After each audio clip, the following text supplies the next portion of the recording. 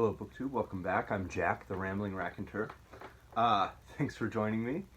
And I finished reading this week. I wanted to put up a short video review of it. The book Proensa, an anthology of troubadour poetry. They're written from the very late 11th century, really early 12th century, all the way through the late 13th century, in Provence in France, and during the Middle Ages.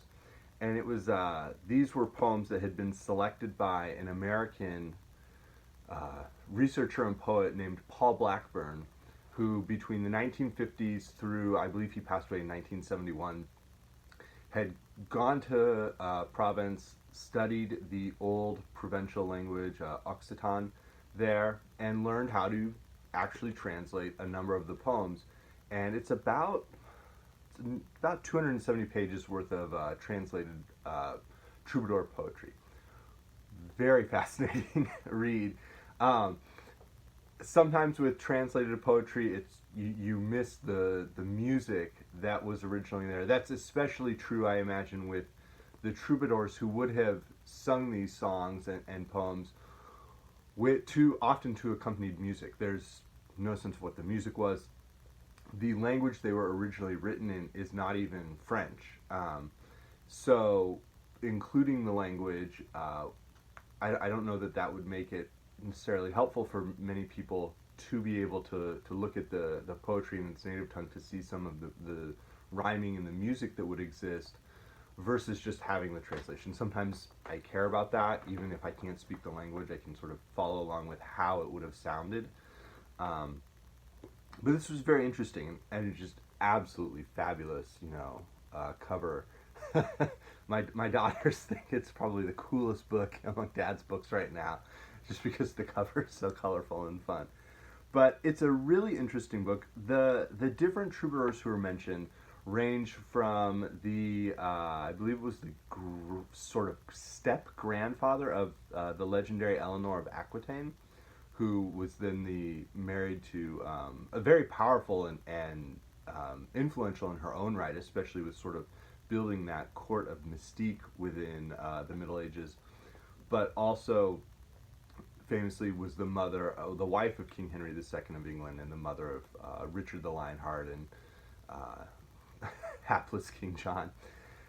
So her, I believe each poet has sort of a vita and a raso, so a short life history, and then from tradition, and then a reason for a specific song or a reason for why that poet was writing.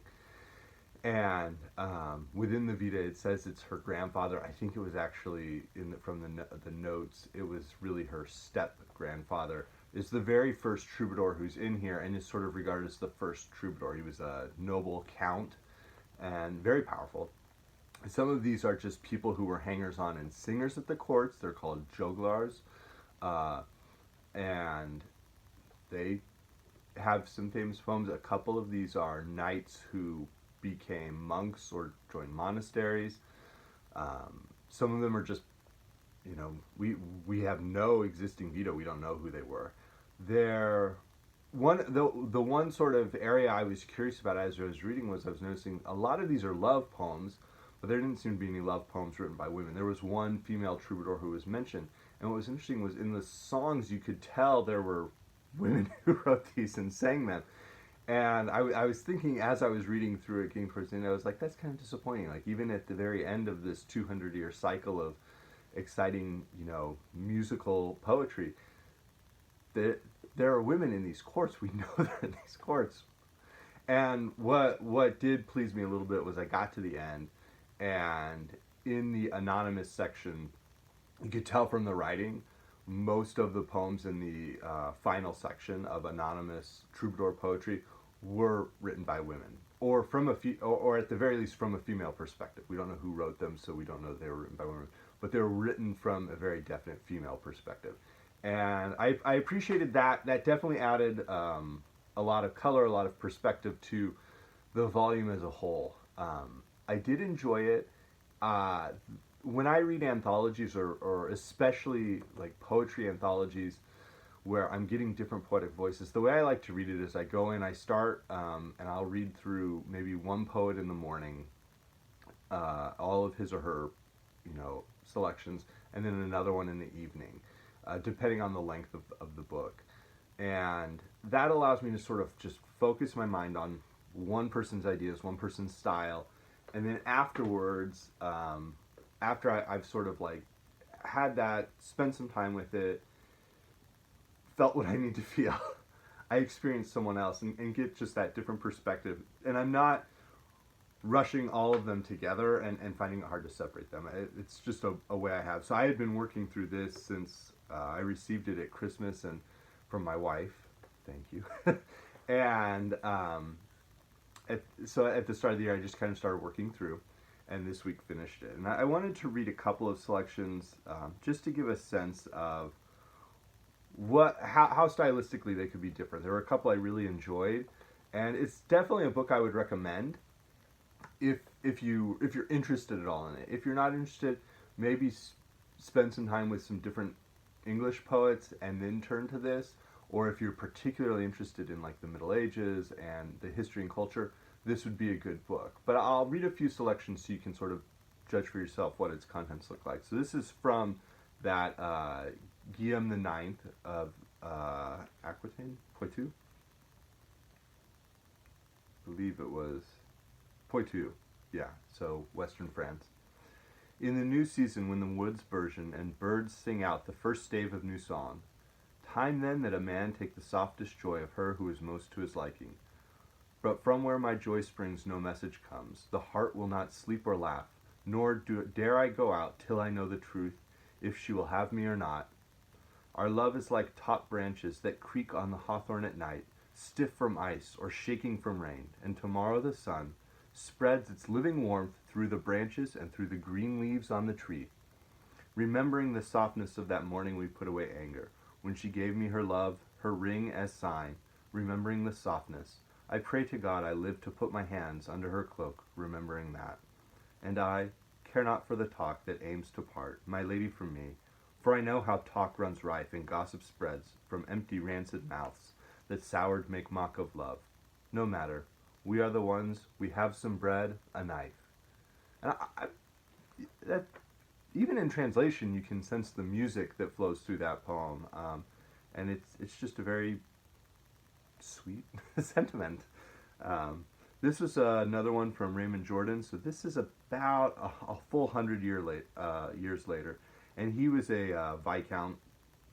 So again, a fairly powerful person who has the time and leisure and a bunch of serfs and peasants working for him to be able to compose poetry and song.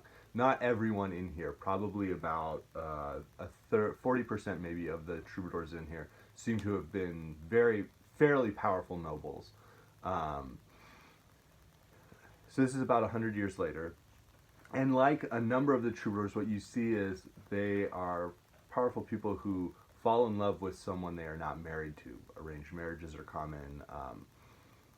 Dynastic marriages are common. So they will fall in love with a woman they're not married to. They'll write a bunch of songs to her.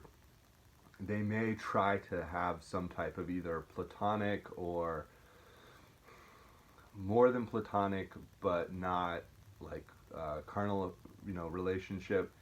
And then something will happen where one of them passes away, or they're caught, or one of them thinks the other has passed away, and then they take these incredible actions. How true all that is, we don't know. But that's one of the common themes. So this is Raymond Jordan. I see the clear weather darken, and small birds bewildered, mute, huddled in the cold, with no comfort or rejoicing, when I'm so full of joy. My heart's sighing for a lady, more graceful than there ever was before, more joyous than when leaves and blossoms were spread in full flower. All my thoughts on love, I give my deed in his service. It redounds much to my credit, and I should thank God for it, for I've been able to discern the best the world has got.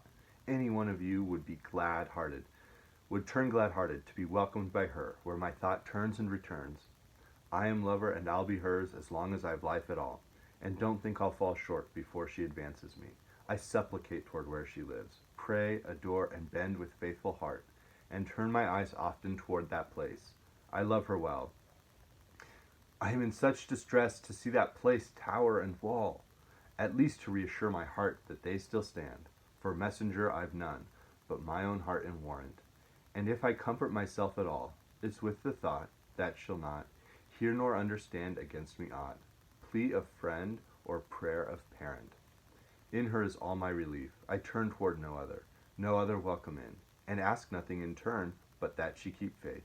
That faith so fixed my courage and decided it, that I have not the power to desire any other love, whatever be it. And when I say my relief, don't think it's only my pride, for I so love and desire her, that if I had urgent business with death, the robber, I would not love God so well, nor beg him to welcome me into paradise, as I beg her she grant me space of one whole night to lie beside her. But as I tell the truth, may he grant that I lie beside her. And so you can see some of the cultural sentiments that are revealed in the poems. While most of them are highly, highly romantic, a couple of them are, there's a very tiny selection that are very, very aggressive. Incredibly aggressive, like, they want to go to war. They flat out sing about, I want to go to war. I haven't, heard the clash. I haven't, seen the vultures and knights of, and birds of carrion flying around all the pavilions. Yeah, I can't wait for that. But some of those exist, This is from Bertrand de Born, contemporaneous with that Raymond Jordan, so 1181, late 12th century. And at Toulouse, past Montgat, the Count shall plant his gonfalon in the country meadow near the stone steps, and when he shall have dressed his tent, we'll come and set up camp around it, if we have to sleep there 3 nights without cover. And when we're all gathered together, the fight'll be joined on the flats. Catalans and Aragonese'll fall fast and thick. We'll empty 'em out of their saddles, boys, so force-powered and vigorously we'll make our points. And it can only happen that the stumps of lances will fly against the heavens, stuffs of samite and cisclaton, and silken banners ripped to shreds, ropes, carpets, cloths, hooks, pikes, tents and pavilions strewn all over Hellengon. King Alphonse, to whom Tarascon is as good as lost, plus William of Montalbaron, plus Roger, Viscount of Béziers and Carcassonne, another Viscount's song. And it just goes on this list of all beaten, conquered. Down there they think of armoring up, who over here will find some occupation. I hope these most high barons will always find their wherewithal to scratch their irritation. They're like singing to their lords, encouraging them to go make war and murder people. So there's a wide variety of sentiments in the book. It really is quite a generous selection. I did want to bring one of the anonymous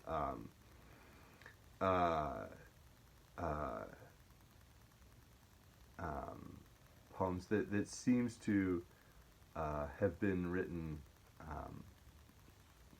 by from the very least from the female perspective. As I was reading, I was thinking, because there was evidence there had been female troubadours. I thought this was one that might have been. So, I'll make a tune for dancing, gay and pleasant, whoever likes or doesn't. I'd hear a satisfying music if I heard you softly groan, night till morning. When my husband's not at home, Bellamy, come down here to me. Lover, if I had you here, in my chamber, near me, near, oh, for joy I'd kiss and sigh, for we'd see dawn next day. When my husband's not at home, Bellamy, come down here to me. If the Jalos threatens me with a stick or staff or club, even if he really drubs me, you've my word, heart won't swerve. When my husband's not at home, Bellamy, come down here to me. And that's actually the very final poem in the volume. So that's Proensa, an anthology of troubadour poetry by translated by Paul Blackburn. A couple of books you might sort of, if you wanted to figure out if you're interested in that, again, interested in sort of medieval culture, French culture, early French poetry. Paul Blackburn's sort of a big influence on him was Ezra Pound. Some of the cantos actually are influenced by some of the troubadours specifically. And Pound did some of his own translations before he made all of his horrifying choices about fascism. But So if you've read the Cantos and like them, this might be a volume you enjoy. In terms of sensibility, I was struck by the sensibility seeming very similar to the